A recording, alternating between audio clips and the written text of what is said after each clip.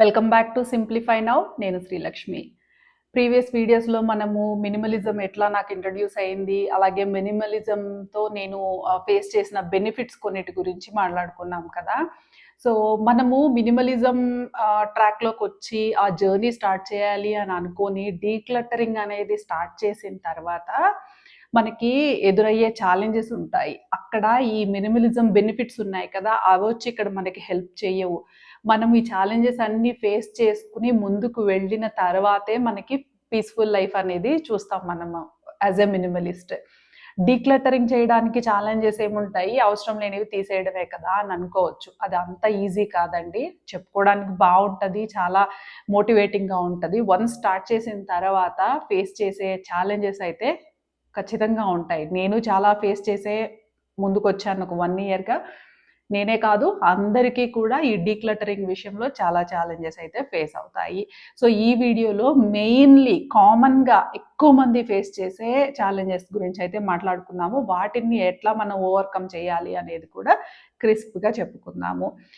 ముందుగా మన ఛానల్ని ఎవరైనా సబ్స్క్రైబ్ చేయకుండా చూస్తే ఉంటే minimalism journey, decluttering process and intentional living, slow living, అలాగే మనీ మేనేజ్మెంట్ రిలేటెడ్ కంటెంట్ ఇంట్రెస్టింగ్గా ఉంది. ఈ మినిమలిజం కమ్యూనిటీలో జాయిన్ అవ్వాలి అని అనుకుంటున్నాము అని అంటే ముందుగా మన ఛానల్ని అయితే సబ్స్క్రైబ్ చేసుకోండి. ఇంట్రెస్టింగ్ సబ్జెక్ట్ అండి, ఇంట్రెస్టింగ్ కంటెంట్ వస్తూ ఉంటుంది అనమాట. మంచి మంచి విషయాలు అయితే డిస్కస్ చేసుకుందాము మన మినిమలిజం జర్నీలో మనం ఫేస్ చేసేవన్నీ కూడా, ఛాలెంజెస్ గురించి, అలాగే మంచి విషయాలు కూడా, దానికి ఉన్న బెనిఫిట్స్ ఏంటి, ఎట్లా కంటిన్యూ చేయాలి, ఎలా మెయింటైన్ చేయాలి, మనము పొందే పీస్ ఏంటి, అన్ని వివరాలు కూడా మాట్లాడుకుందాము. సో ఇప్పుడు టాపిక్లోకి అయితే వెళ్ళిపోదాము. ఛాలెంజెస్. మినిమలిజం స్టార్ట్ చేయడము అని అంటే ఇమ్మీడియట్లీ మనం చేయాల్సింది ఏంటి అని అంటే డీక్లటరింగ్ చేయాలి అని అనుకున్నప్పుడు ఫస్ట్గా ఫేస్ చేసే ఛాలెంజ్ ఫ్యామిలీ మెంబర్స్ అందరూ కూడా మినిమలిస్ట్ అయి ఉండాలి అనేది అయితే లేదు కదా. బట్ నేనైతే మా ఇంట్లో ఈ ప్రాబ్లం ఫేస్ చేయలేదు, చాలామంది ఫేస్ చేశారు. మన ఛానల్లో వీడియోస్ కింద కామెంట్ సెక్షన్లో కూడా వాళ్ళు ఫేస్ చేస్తున్న ఈ ఫ్యామిలీ మెంబర్స్తో ఉన్న ఛాలెంజ్ అయితే నాతో షేర్ చేసుకున్నారు కూడా. మనము మినిమలిస్ట్ అవ్వాలి అని అనుకుంటున్నాము, మనం అన్నెసరీ థింగ్స్ తీసేసి డీక్లటర్ చేయాలి అని అనుకుంటున్నాము అని అంటే ఫ్యామిలీ మెంబర్స్ అందరూ కూడా అట్లా ఉండాల్సిన అవసరం అయితే లేదు కదా. అంటే వాళ్ళు ఆ మినిమలిజం ఆ ఫ్లేవర్ని ఫీల్ అవ్వక, అసలు దాని మీద ఇంట్రెస్ట్ లేక, అసలు ముందు అయితే తెలుసుకోవాలన్న ఇంట్రెస్ట్ కూడా లేక కూడా అబ్జెక్ట్ చేస్తారనమాట.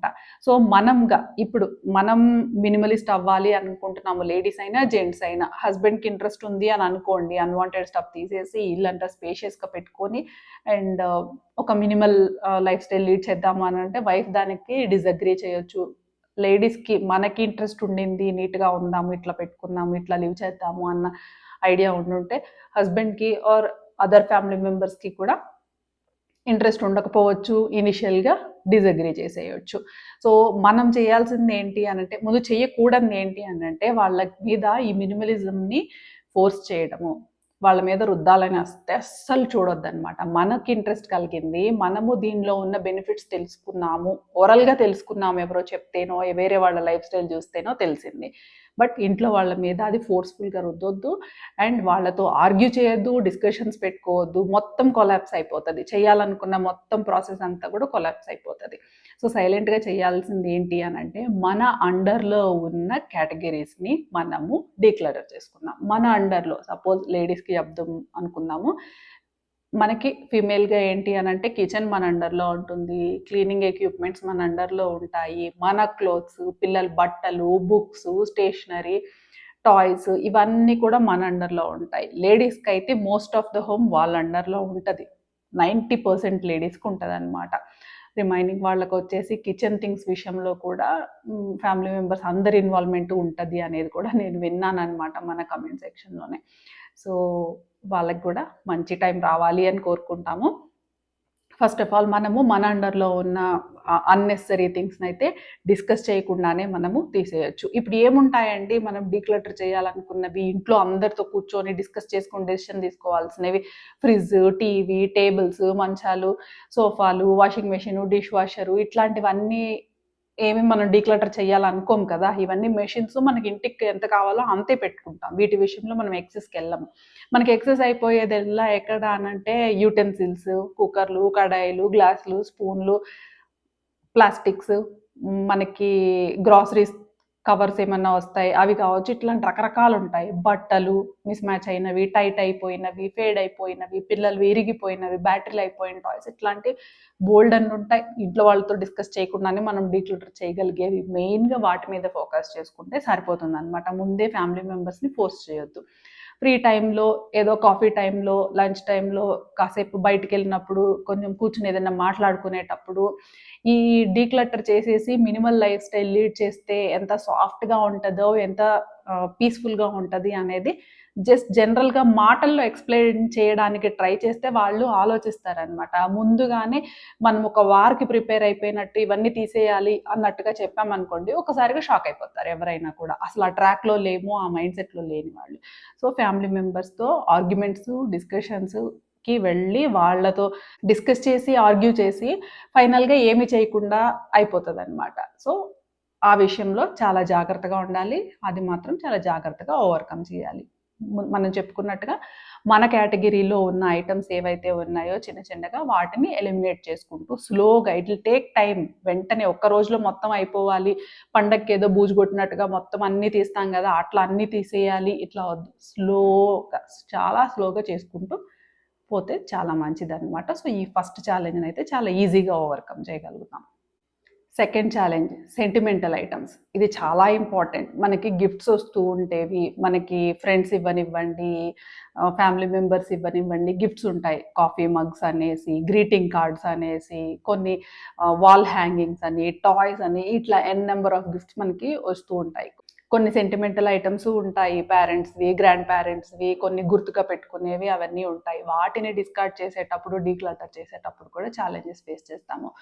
అలాంటి సెంటిమెంటల్ ఐటమ్స్ ఏవైతే ఉన్నాయో వాటిని ఇనీషియల్గా అయితే టచ్ చేయొద్దు. ఎందుకనంటే వాటిని టచ్ చేయడానికి వెళ్ళినప్పుడు మన ఆలోచన విధానం కూడా మారిపోతుంది. ఈ డీక్లటరింగ్ ప్రాసెస్ ఎందుకు, ఏ పర్పస్తో స్టార్ట్ చేశామో అదనేది ముందుకు వెళ్ళదన్నమాట. ఈ సెంటిమెంటల్ ఐటమ్స్ చూసినప్పుడు మనకి ఇదంతా కరెక్ట్ కాదు, ఇవన్నీ పడేసుకోవడము అట్లాంటిది అనిపించింది అనుకోండి, ఇక ఏమీ చేయలేము. సో సెంటిమెంటల్ ఐటమ్స్ అనేవి ముందుగానే ముట్టుకోకుండా లాస్ట్లో అంతా అయిపోయింది, ఇంకా మనకి చాలా క్లియర్గా ఉన్నాం ఇప్పుడు అని అనిపించాక అప్పుడు సెంటిమెంటల్ ఐటమ్స్ గురించి ఆలోచించవచ్చు. సెంటిమెంటల్ ఐటమ్స్ డీక్లటర్ చేసే ప్రాసెస్లో మనము ఎట్లా ఆలోచించాలి అని అంటే ప్రతిదీ తీసేయొద్దు. మన పూర్వీకులవి, మన ఫోర్ ఫాదర్స్వి, మన గ్రాండ్ పేరెంట్స్వి, మన పేరెంట్స్ ఇచ్చిన గిఫ్ట్స్ అనేవి అది వర్కింగ్ స్టేజ్లో లేకపోయినా కూడా మనం పెట్టుకోవడం అనేది ఇంపార్టెంట్. అప్పుడే మనం రిలేషన్షిప్స్కి వాల్యూ ఇచ్చినట్టు అవుతాము. కానీ ఇంకొన్ని ఉంటాయి, కాఫీ మగ్స్ అని జస్ట్ ఫ్రెండ్స్ ఇచ్చినవి, అలాగే గ్రీటింగ్ కార్డ్స్, ఫోటో ఫ్రేమ్స్, ఇవన్నీ కూడా అవి మనము ఆ ఫోటో ఫ్రేమ్స్ హ్యాంగ్ చేసుకునే సిచ్యువేషన్లో లేకపోయినా కూడా ఒక పర్టికులర్ టైంలో నాకు ఒక పర్టికులర్ ఫ్రెండ్ ఇచ్చారు అన్న గుర్తు కోసం ఉంచుకుంటాము. ఇప్పుడు ఏంటంటే అలాంటివన్నిటిని మనము ఫొటోస్ తీసి డిజిటల్ మెమరీస్గా మార్చేసుకునే ఛాన్సెస్ అయితే ఉన్నాయి. అట్లా చేసుకోవచ్చు అనమాట. అలా చేసుకొని ఈ ఐటమ్స్ని డిస్కార్డ్ చేసేయచ్చు వితౌట్ ఎనీ గిల్ట్. మనకి మెమరీ ఎక్కడికి పోవట్లేదు, బట్ ఇచ్చిన గిఫ్ట్ అనేది యూజ్ చేసుకునే కండిషన్లో లేదు కాబట్టి, బట్ మెమరీ కోసము దాన్ని అట్లాగే ఇంట్లో స్పేస్ ఇచ్చి పెట్టుకోవాల్సిన పని లేదు కాబట్టి మెమరీని మాత్రం మనం డిజిటల్గా క్యాప్చర్ చేసుకొని స్టోర్ చేసుకున్నాము. యూస్లెస్గా అయిపోయిన థింగ్ని అయితే డిస్కార్డ్ చేసేస్తున్నాము. ఇట్లా డెసిషన్ తీసుకోవాల్సి ఉంటుంది. కానీ సెంటిమెంటల్ ఐటమ్స్కి లాస్ట్లో వెళ్ళాలి, ముందే వాటితో మనం పెట్టుకోకూడదు అనమాట. తర్వాత చాలా పే చేశాను ఈ ఐటెం కోసము అని అనిపిస్తుంది. మనకి యూజ్ లేకుండా, మనం వాడుకోకుండా షెల్ఫ్లో పెట్టుకున్న ఒక ఐటెంని చూసి దాన్ని డీక్లటర్ చేయాలి అన్నప్పుడు మీరు స్టార్ట్ చేసినా కూడా మీకు అనిపిస్తుంది, దీనికి ఇంత పే చేశాను కదా, 2000 పెట్టుకున్నాను కదా, 800 పెట్టుకున్నాను కదా, 5000 పెట్టుకున్నాను కదా, ఇట్లా అనిపిస్తుంది అనమాట. ఎస్, కొన్నది ఎప్పుడు ఒక 2022, 2023లో కొన్నాం అనుకుందాం, ఇది 26. ఈ ఇన్ని ఇయర్స్లో వాడామా అని క్వశ్చన్ చేసుకుంటే నో, యూజ్ చేయలేదు, అది మనకి తెలుసు. అందుకే దాన్ని డీక్లటర్ చేద్దామా అని టచ్ చేసాము. కానీ మనకి ఏం ఆపుతుందంటే దీనికి ఇంత నేను పే చేశాను. సో ఎస్, దానికి అంత పే చేశాం కాబట్టి దానికి మన ఇంట్లో ప్లేస్ ఇవ్వాలా? మన ఇల్లు ఏమన్నా మ్యూజియమా? నో కదా. దానికి ప్లేస్ ఇచ్చి సరే ఇలా ఆలోచిద్దాం. నెక్స్ట్ 3 ఇయర్స్, నెక్స్ట్ 5 ఇయర్స్‌లో మనం ఎప్పుడైనా వాడతామా దీన్ని? ఇన్నాళ్ళు వాడలేదు అని అంటే నెక్స్ట్ కూడా వాడమని మనకు తెలుసు. దాని ఉపయోగం మనకి లేదు మన ఇంట్లో అనేది మనకి తెలుసు. కానీ అలాంటి దాన్ని బయటకు పంపించాలి, ఇంకొకళ్ళకి డొనేట్ చేయాలి అని అంటే డీక్లటర్ చేసిన తర్వాత దాన్ని ఏం చేస్తామనేది మన ఇష్టము. డిస్కార్డ్ చేసేస్తామా, పడేస్తామా, సేల్ చేసేస్తామా, డొనేట్ చేస్తామా, గిఫ్ట్ చేస్తామా, ఏదన్నా చేయొచ్చు. అసలు మన ఇంట్లోంచి బయటకు తీసేయాలి అని అంటే నేను ఇంత పే చేశాను కదా అని బాధపడుతున్నాము. ఎన్నాళ్ళు పెట్టుకున్నా కూడా యూజ్ లేదు దాంతో. మెయిన్లీ నాకేమనిపిస్తుందంటే మనల్ని గిల్ట్ ఫీల్ చేసే ఐటమ్ ఇది. ఈ ఐటమ్ కొన్ని తప్పు చేశాము, తప్పు చేశాము, కానీ కొన్నాము, పే చేసాం కాబట్టి దాన్ని పెట్టుకునే ఉండాలి అని అంటే దాన్ని చూసినప్పుడల్లా మనం చేసిన తప్పే మనకి గుర్తొస్తూ ఉంటుంది అనమాట. గిల్ట్ అనేది, ఆ గిల్ట్ ఫీలింగ్ అనేది వస్తుంది. మన ఇంట్లో వాళ్ళు ఎవరైనా చూసి వద్దంటే కొన్నావు, ఏమన్నా చేస్తున్నావా, అక్కడ అది పడి ఉంటుంది, ఇట్లా అని అని అనే ఛాన్సెస్ కూడా ఉంటాయి.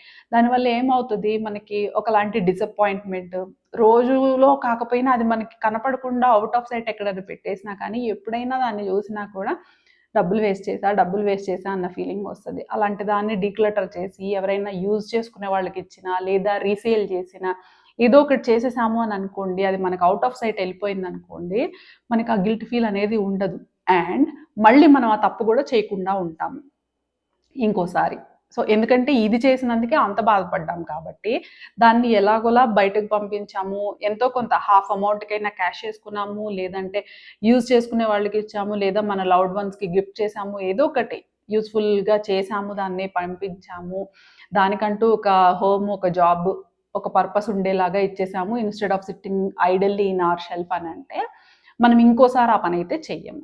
అలాంటి వాటిని అయితే కొనము, అలాంటి వాటికి మనీ అయితే వేస్ట్ చెయ్యము. ఏది కొనాలన్నా కానీ 10 టైమ్స్ ఆలోచించి దాన్ని ఫ్యూచర్లో కూడా మనం ఎంత బాగా వాడుకోగలుగుతాము అనేది ఆలోచించే కొంటామన్నమాట. సో ఇదొక ఛాలెంజ్ అనమాట. ఎక్కువ పే చేశాను అన్న కారణంతో మనము ఇంట్లోనే పెట్టుకునే ఉంటాం కొన్ని ఐటమ్స్. సో వాటిని తీయడం అనేది పెద్ద ఛాలెంజ్ మనకి. 4th వన్, ఎప్పుడైనా పనికొస్తుందిలే, fear of needing it later అనమాట. ఎప్పుడైనా పనికొస్తుంది, అయ్యో ఇది తర్వాత పనికొస్తే ఎప్పటికైనా దీని అవసరం వస్తుంది కదా, దీన్ని ఇప్పుడు తీసేసామనుకో తర్వాత దీని అవసరం వస్తే అని పెట్టుకోవడము, ఇలాంటివన్నీ కూడా చేస్తాము. మనకి తీసేయాలి అని అంటే ఒకలాంటి భయం అనేది స్టార్ట్ అవుతుంది. ఎందుకంటే అవసరమైనప్పుడు ఎక్కడికి పోతాము అనేసి. అట్లాంటి ఐటమ్స్ నెంబర్ ఆఫ్ ఐటమ్స్ ఉంటాయి మన ఇంట్లో, అవే ఎక్కువ ప్లేస్ తీసేసుకుంటాయి ఇంట్లో. ఎప్పుడైనా పనికొస్తాయి అని పెట్టుకునే ఐటమ్స్. మనకి పెద్ద ఇల్లు ఉండి ఒక పర్టికులర్గా ఒక సపరేట్ స్టోర్ రూమ్ ఏదైనా ఉంది అని అన్నప్పుడు అది వేరే కదా. లేదు, మనకి ఎందుకు మనం మోయాలి, ఎప్పుడన్నా ఒకసారి పనికొచ్చిద్దేమో అన్న ఐటమ్ని ఎందుకు మోయాలి. అండ్ వన్ మోర్ థింగ్, మనము ఆలోచించాలి, లాస్ట్ 2 ఇయర్స్, 3 ఇయర్స్, 4 ఇయర్స్, 5 ఇయర్స్లో మనం ఈ వస్తువుని వాడామా అని చెప్పేసి. వాడలేదు. లాస్ట్ 4-5 ఇయర్స్గా కూడా మనం ఆలోచిస్తున్నాం ఇది ఎప్పుడైనా పనికొస్తుందేమో అని చెప్పి. 5 ఇయర్స్గా మనకు దాని అవసరం రాలేదే అనుకోండి, నెక్స్ట్ 3 ఇయర్స్, 4 ఇయర్స్, 5 ఇయర్స్లో దీని అవసరం వచ్చిద్దా అని కూడా ఆలోచించాలి. లాస్ట్ 5 ఇయర్స్ రాలేదంటే నెక్స్ట్ 5 ఇయర్స్ రావచ్చు, రాకపోవచ్చు దాని అవసరము. సపోజ్ దాని అవసరమే వచ్చింది అని అనుకోండి, ఎప్పుడన్నా ఒకసారి ఒక పని చేయడానికి పనికొచ్చే ఆ వస్తువుని మనము 10 ఏళ్ల పాటు ఇంట్లో ప్లేస్ ఇచ్చి కూర్చోబెట్టుకోవడం కంటే కూడా, దాన్ని మెయింటైన్ చేస్తూ ఉండడం కంటే కూడా, దాని అవసరం వచ్చినప్పుడు ఆ అవసరం తీర్చేది ఇంకోటేదో మన ఇంట్లో ఖచ్చితంగా ఉంటుంది. అదే ఉండక్కర్లేదు. ఆ ఇంకోటేదో ఏంటంటే మన ఇంట్లో మల్టిపుల్ వర్క్స్ చేయడానికి పనికొచ్చే వస్తువు అయి ఉండొచ్చు అనమాట. సో దాంతో మన పని అయిపోతుంది. కానీ అప్పుడు అవసరం వచ్చింది అన్నప్పుడు వెళ్ళి ఇలాంటి వస్తువుని మనం వెళ్ళి కొనుక్కురావాల్సిన అవసరం అయితే ఉండదు. మనం దాన్ని పట్టుకొని మనల్ని మనమే క్వశ్చన్ చేసుకోవాలి. ఇది ఇప్పుడు నా దగ్గర లేదు అని అనుకోండి, నేను ఇప్పుడు వెళ్ళి కొనుక్కొచ్చుకుంటానా, షాప్కి వెళ్ళి కొనుక్కుంటానా అనేది, ఎస్ ఆర్ నో అనేది ఆన్సర్ మనకే వస్తుంది. సో దాన్ని బట్టి వాటిని మూవ్ చేయడానికి మనము డెసిషన్ అయితే స్ట్రాంగ్గా తీసుకోవచ్చు అనమాట. సో ఈ ఛాలెంజ్ అయితే చాలా వరకు ఫేస్ చేస్తారు. Fear of needing it later, తర్వాత పనికొస్తుందేమో అనే దాంతో ఎన్నో వస్తువులను పేర్చుకొని పెట్టేసుకుంటాము. వాటికి డస్ట్ వెళ్తుంది, ఆ ప్లేసెస్ అన్ని క్లీన్ చేయాలి, వాటిని మెయింటైన్ చేయాలి, దానికి ఒక ప్లేస్ అంటూ ఇంట్లో ఇవ్వాలి. ఇంత స్ట్రెస్ అయితే మనం తీసుకుంటాము. సో మినిమలిజం జర్నీలో ఇలాంటి స్ట్రెస్కి మనకి తావే ఉండకూడదు. కాబట్టి అలాంటి వస్తువులు ఏమన్నా ఎప్పటికన్నా పనికొస్తాయేమో అనుకున్న వాటిని కూడా డిస్కార్డ్ చేసుకోవాలి మనము. సో ఇది కూడా ఒక ఛాలెంజే. ఇలాంటి ఆలోచనకి మనము ఎస్ చెప్పుకొని సమాధానం చెప్పుకొని ముందుకెళ్ళాలి అని అంటే కొంచెం టైం పడుతుంది. థింక్ వన్స్ ట్వైస్ థ్రైస్ కూడా థింక్ చేసి డెసిషన్ తీసుకోవడం అనేది చాలా ఇంపార్టెంట్. ఆ ఛాలెంజ్ కూడా మనము ఫేస్ చేస్తాం. అండ్ డీక్లటరింగ్ అనేది వన్ టైం ప్రాజెక్ట్ కాదు. ఒక్కసారి పండక్కి బూజు దులుపుకున్నట్టుగా కానే కాదు. ఒక్కసారి చేస్తే అయిపోయింది అనేది కాదు. ఇది నెవర్ ఎండింగ్ ప్రాసెస్. ఇది ఒక ప్రాసెస్ పోతూనే ఉంటుందన్నమాట. ఆన్గోయింగ్ ప్రాసెస్ అనమాట. ఈ డీక్లటరింగ్ చేయడము అయిపోయింది, ఇంకా అన్నీ తీసేసాను, ఇంకా ఫినిష్ అనుకోవడానికైతే ఉండనే ఉండదు. క్లీన్ చేసిన ఆ డీక్లటర్ చేసిన రూమ్ని మళ్ళీ విజిట్ చేస్తాం. ఇది డైలీగా వెళ్తూనే ఉంటుంది అనమాట. ఒక డొనేషన్ బాక్స్ అనేది ఒకటి పెట్టుకున్నాము అని అనుకోండి, లేదా డొనేషన్ కాకపోయినా డీక్లటరింగ్ బాక్స్ ఏదో ఒక బాక్స్ అనేది ఒక కార్నర్లో పెట్టుకుంటే మనము ఎప్పుడు ఏ రూమ్లోకి వెళ్ళినా ఏ షెల్ఫ్ తీసినా కానీ అందులో మనం చాలా కాలంగా టచ్ చేయని వస్తువు ఏదైనా ఉంది, చాలా కాలంగా యూజ్ చేయని వస్తువు ఏదన్నా ఉంది అని అంటే దాన్ని పిక్ చేసుకొని ఆ బాక్స్లో పెట్టేసుకుంటూ ఉన్నాం అనుకోండి, వెంటనే తీసుకెళ్ళి మనం బయటపడేయక్కర్లేదు. ఒక 2-3 నెలలు ఆగుదాము. ఆ బాక్స్లో పెట్టేసిన ఐటమ్స్ని ఏదన్నా మళ్ళీ పిక్ చేసుకున్నామా అని అంటే వాటిలో అదేదో పనికొస్తుంది. మనం డైలీ యూజ్ చేస్తేనే అది ఉండాలి, డైలీగా యూజ్ చేయట్లేదు అని అంటే అది ఉండకూడదు అని కాదు. డైలీ కాదు, మంత్లీ అయినా ఉపయోగపడవచ్చు, 6 మంత్స్కైనా ఉపయోగపడవచ్చు, 1 ఇయర్కైనా ఉపయోగపడవచ్చు. నేను చెప్పేది ఏంటంటే 3, 4, 5 ఇయర్స్గా మనకు ఉపయోగపడింది, నెక్స్ట్ 3, 4, 5 ఇయర్స్ మనకు ఉపయోగపడుతుందా అని అంటే మన దగ్గర ఎస్ ఆర్ నో చెప్పడానికి ఆన్సరే లేదు అని అనుకోండి, అలాంటి వస్తువుకి మన ఇంట్లో ప్లేస్ అక్కర్లేదు. సో అలాంటివి మనం ఫైండ్ అవుట్ చేస్తాం. ఖచ్చితంగా దొరుకుతాయి మన ఇంట్లో, ఏదో ఒకటి దొరుకుతూ ఉంటాయి అన్నమాట. అలాంటివన్నీ కూడా బాక్స్లో పెట్టేసుకొని ఒక 2-3 నెలల తర్వాత ఒకసారి ఆ బాక్స్ ఓపెన్ చేసి చూస్తే వీటిలోంచి ఏది నేను తీసుకోలేదు కదా వాడుకోవడానికి అనేది మనకు అర్థమైపోతుంది. దానిలోంచి ఇంకేదైనా కావాలి అని అనుకుంటే కొన్నిసార్లు ఆవేశంగా అది కూడా డీక్లటర్ చేయడానికి ట్రై చేస్తాం అనమాట. చాలా వస్తువులు తీసేస్తూ ఉంటాము. అలాంటి తీసేసింది ఏదైనా ఉంది అని అంటే మళ్ళీ అది లోపలికి వెళ్తుంది. లేదు, ఇన్నాళ్ళలో నాకు ఉపయోగపడలేదు, ఇన్ని నెలలు కూడా నేను దానికోసం ఆలోచించలేదు, నాకు అసలు అది మైండ్లో కూడా థాట్ కూడా రాలేదు అని అంటే అసలు దానికి మన ఇంట్లో ప్లేస్ ఇవ్వాల్సిన అవసరం లేదు. సో ఇట్లా ఈ డీక్లటరింగ్ అనేది ఒక ఆన్ గోయింగ్ ప్రాసెస్ లాగా, అదొక అలవాటుగా ఉండాలన్నమాట, అదొక హ్యాబిట్గా ఉండాలి మన ఇంట్లో. అప్పుడే ఎప్పుడు కూడా ఇల్లు ఫ్రెష్గా ఉంటుంది, రిఫ్రెష్ అవుతూనే ఉంటుంది అనమాట. అండ్ అన్వాంటెడ్ థింగ్స్ ఇంకా లోపలికి ఎంటర్ అవ్వకుండా ఉంటాయి మన ఇంట్లోకి. తర్వాత ఛాలెంజ్ వచ్చేసి గిఫ్ట్స్, అలాగే సోషల్ ఎక్స్పెక్టేషన్స్. గిఫ్ట్స్ అనేది ఇవ్వాలన్నా తీసుకోవాలి అన్నా కూడా, ఒక మినిమలిజం జర్నీ స్టార్ట్ చేసి ఒక మినిమలిస్ట్ లైఫ్ లీడ్ చేస్తున్న ఒక పర్సన్ ఎవరికైనా గిఫ్ట్ ఇవ్వాలి అన్నా, వీళ్ళు గిఫ్ట్ పుచ్చుకోవాలి అన్నా కూడా చాలా డిఫరెంట్గా థింక్ చేస్తారనమాట. సొసైటీకి భిన్నంగా థింక్ చేస్తారు. సో చుట్టూ ఉన్న వాళ్ళు కూడా ఇలా థింక్ చేసేవాళ్ళు ఈ మినిమలిస్ట్లే అనుకోండి, అంటే మన కమ్యూనిటీ లాంటి వాళ్ళు అనుకోండి, గొడవే లేదు. అలా కాకుండా అందరితో కామన్గా కలిసినప్పుడు అయితే చాలా వెరైటీగా చూస్తారు చుట్టూ ఉన్నోళ్ళు. ఇచ్చే గిఫ్ట్, పుచ్చుకునే గిఫ్ట్లో కూడా వాల్యూ ఉండాలి, యూజ్ అయి ఉండాలి అనే విధంగా ఆలోచించడం స్టార్ట్ చేస్తాం మనము. ఇచ్చే గిఫ్ట్స్ కూడా మనం ఎలా ఆలోచిస్తాము అని అంటే photo frames, wall clocks, flower bouquets ఇట్లాంటి కామన్వి కాకుండా యూజ్ఫుల్గా ఉండాలి, లాంగ్ రన్లో ఆ తీసుకున్న వాళ్ళకి యూజ్ఫుల్గా ఉండాలి అనేది ఆలోచిస్తాం అనమాట. లేదు అని అంటే మనీ ఇచ్చేద్దామా అనేది ఆలోచిస్తాము. ఒక 2000 పెట్టి ఏదన్నా గిఫ్ట్ కొనాలి ఫోటో ఫ్రేమ్ అంటే, ఎందుకు ఆ ఫోటో ఫ్రేమ్ వాల్ మీద కూర్చొని ఉంటుంది అంతే కదా, దానివల్ల ఎలాంటి యూజ్ లేదు, మనకు అది ఏం సర్వ్ చేస్తుంది, ఏమీ లేదు. మనకి అలాంటి థాట్ ఉన్నప్పుడు మన దగ్గర నుండి తీసుకునే మన ఫ్రెండ్, మన రిలేటివ్ గురించి కూడా మనం అలాగే ఆలోచిస్తాం. వాళ్ళకి అది యూజ్ ఉండదు కదా. ఆ 2000 రూపీస్ మనం క్యాష్గా ఇచ్చామే అనుకో గిఫ్ట్, వాళ్ళకి యూజ్ అవుతుంది, వాళ్ళు ఏదైనా మంచి పర్పస్కి యూజ్ చేసుకుంటారేమో అని మనం ఆలోచిస్తాం. వాళ్ళ 2000 ఎలా యూజ్ చేసుకుంటారు అనేది అనవసరం, కానీ మనమైతే అలా ఆలోచిస్తాము. సో ఇది కొంచెం వేడిగా ఉంటుంది అన్నమాట మన చుట్టూ ఉన్న వాళ్ళకి వినడానికి, డైజెస్ట్ చేసుకోవడానికి కూడా.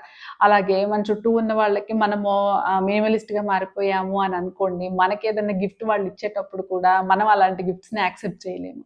అండ్ మన గురించి తెలియని వాళ్ళు ఇచ్చారు అని అంటే తీసుకొని మళ్ళీ మనం ఓకే పక్కన పెట్టేసుకుంటాం అనుకోండి, ఏం చేయాలనేది అది మన ఇష్టం. తర్వాత మళ్ళీ సెంటిమెంటల్ ఐటమ్స్ కేటగిరీలోకి వెళ్ళిపోతుంది, ఆ ఛాలెంజ్లోకి వెళ్తుంది అనమాట ఇది.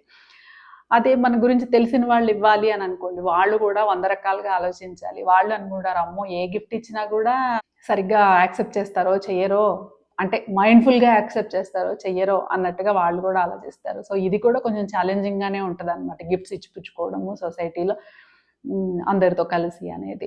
సో ఇది ఏంటంటే ఒక ప్రాక్టికల్ ప్రాబ్లమ్. మనకి ఆన్ గోయింగ్ ప్రాసెస్లో ఫేస్ అవుతాయి అన్నమాట. కొన్ని కొన్ని ఫన్గా కూడా అనిపిస్తాయి, కొన్ని కొన్ని ఒక్కొక్కసారి కొంచెం హర్టింగ్గా అనిపిస్తాయి. సో అలా తీసుకోవద్దు. ఎందుకు అనంటే మనము స్టార్ట్ చేసిన జర్నీ ఒకటి, మన టార్గెట్ ఒకటి, మనము అచీవ్ చేస్తున్నది ఒకటి. ఎంత పీస్ అనేది మనం పొందుతామో ఇలాంటివన్నీ కూడా చాలా చిన్నగా అనిపిస్తాయి వాటి ముందు.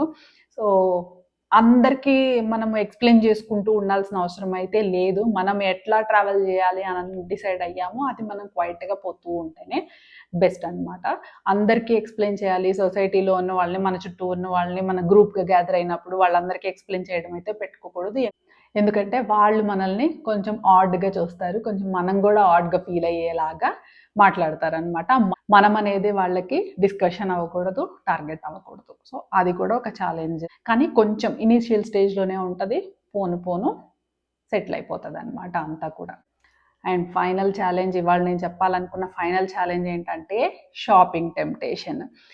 మనం ఫోన్ తీసినా, టీవీ పెట్టినా, బయటకు వెళ్ళినా, షాపింగ్కి వెళ్ళినా, జస్ట్ చిల్ అవుదామని ఒక షాపింగ్ మాల్కి వెళ్ళినా, ఎక్కడికన్నా వెళ్ళనివ్వండి, అడ్వర్టైజ్మెంట్స్, షాపింగ్ టెంప్టేషన్స్ అనేది మన చుట్టూ ఉన్నాయి. కానీ మనం టెంప్ట్ అవ్వకూడదు.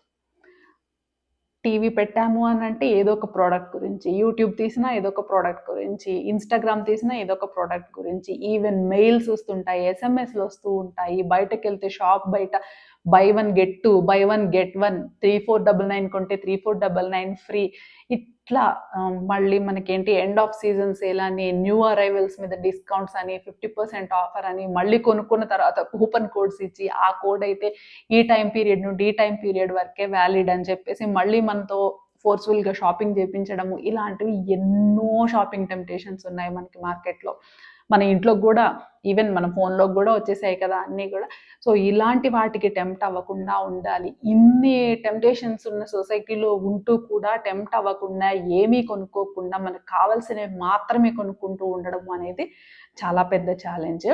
కానీ ఇది మనం నిజంగా ఛాలెంజింగ్గా తీసుకున్నామంటే ఓవర్కమ్ అవ్వగలుగుతాము. మనకి అందులో వచ్చే సాటిస్ఫాక్షన్ అదిరిపోద్ది అసలు. చాలా బాగా అనిపిస్తుంది అనమాట.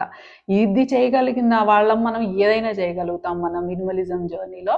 మనల్ని చూసి ఎంతోమంది ఇన్స్పైర్ అయ్యేలాగా, మన ఫ్యామిలీ మెంబర్సే ఇన్స్పైర్ అయ్యేలాగా, మన పిల్లలు, మన రిలేటివ్స్, మన నైబర్స్ అందరూ ఇన్స్పైర్ అయ్యేలాగా మనం చేయగలుగుతాము. మనం ఏమి చెప్పక్కర్లా, ఎవరికి లెక్చర్స్ ఇవ్వక్కర్లా, ఎవరికి క్లాసులు తీసుకోవక్కర్లా, మన వే ఆఫ్ లివింగ్ చూస్తేనే ముచ్చటేస్తుంది అనమాట వేరే వాళ్ళకి. అట్లాంటి చేంజెస్ అనేది మనల్ని చూసి నవ్విన వాళ్ళకే వచ్చేస్తాయి. ఆ చేంజెస్ ఆటోమేటిక్గా వస్తాయి అన్నమాట.